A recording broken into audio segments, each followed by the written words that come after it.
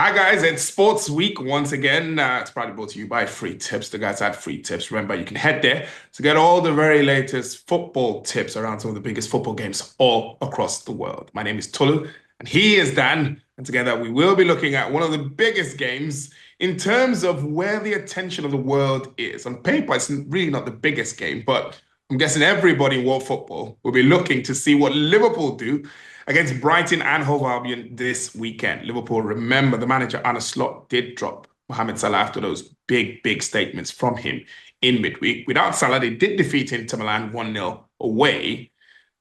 Is there a chance he gets back in the team? That's the big question. That's the last game before he heads to the Africa Cup of Nations. And there's even talk, Dan, that he could have maybe played his last game for Liverpool.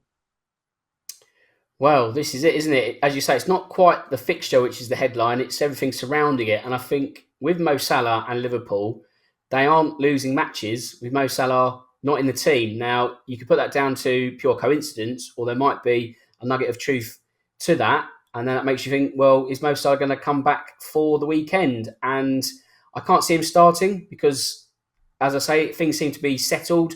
I think Arne Slot has certainly gone back to a basics approach of more defensively minded. The license that Mo Salah had in the past of not tracking back because he'd always be worth a goal going forward. I think those days are over.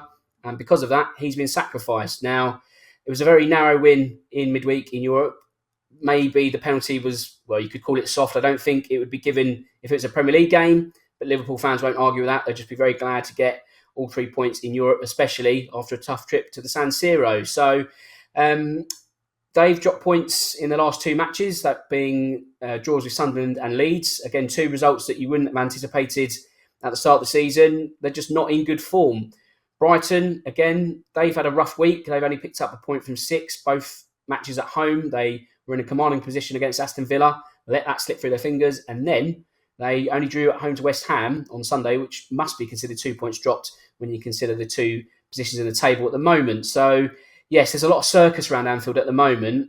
And with the transfer window opening in just a few weeks' time, there's comments that Mo Salah made on Saturday. There's no coincidence there. I think if this result happens in, say, February or March, then I don't think there's that real nature to make those comments because you couldn't go anywhere for at least 2-3 months. But the fact you could make a move in, say, 2 weeks, I think that's well-timed, well-planned from his perspective. Whether it's well-timed for the club, that could be argued. So will Mo Salah play?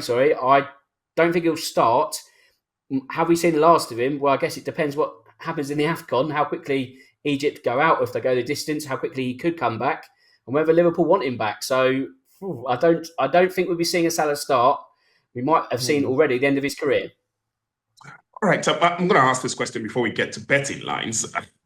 Do you think maybe he's been hard done by the way some former Liverpool players have reacted to it? Or do you think it maybe has a point with some of the comments he made in that outburst?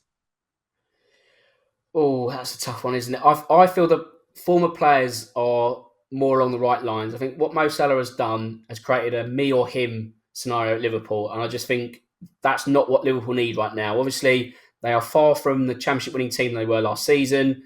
Mo Salah hasn't been nowhere near as good since signing a new contract. You could argue the same for Virgil van Dijk. This is a team in transition, obviously, after losing Trent as well.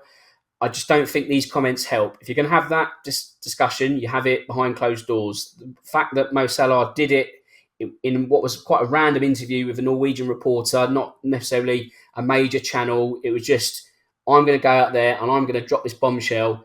And I just don't think it was the right time to do it or the right platform to do it. So you can have your grievances, but those grievances must be dealt in-house. So I agree with the likes of Jamie Carragher, who made quite an impassioned, not rant, it was quite a good case for himself on Monday, sort of 8 minutes long. But I think he was correct in what he said, really. So I think Salah has been very deceivious in what he's done. And I think it should have been done behind closed doors. All right, so let's get our betting caps on for this one. Liverpool already showed they can win games without Mohamed Salah. Another win for them against Brighton this weekend?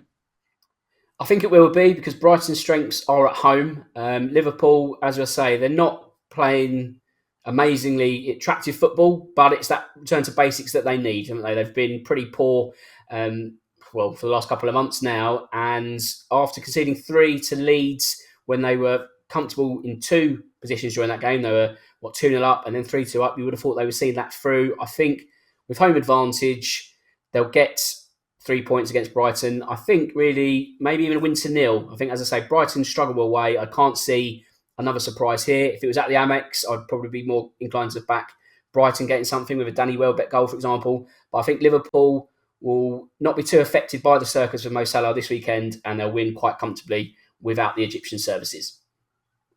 All right. Thank you very much, Dan, as always. Cheers, Tolly. Thank you.